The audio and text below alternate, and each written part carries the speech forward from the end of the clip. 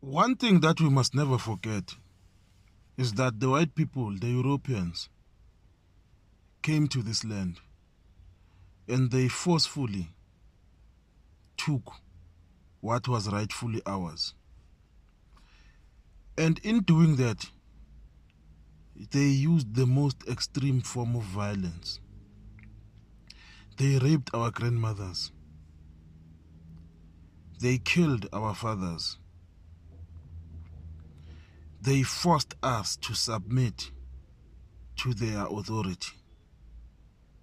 Now, the question remains, will we be able to reclaim back what is ours in a peaceful manner? Is it possible to reclaim what was violently taken by peaceful means?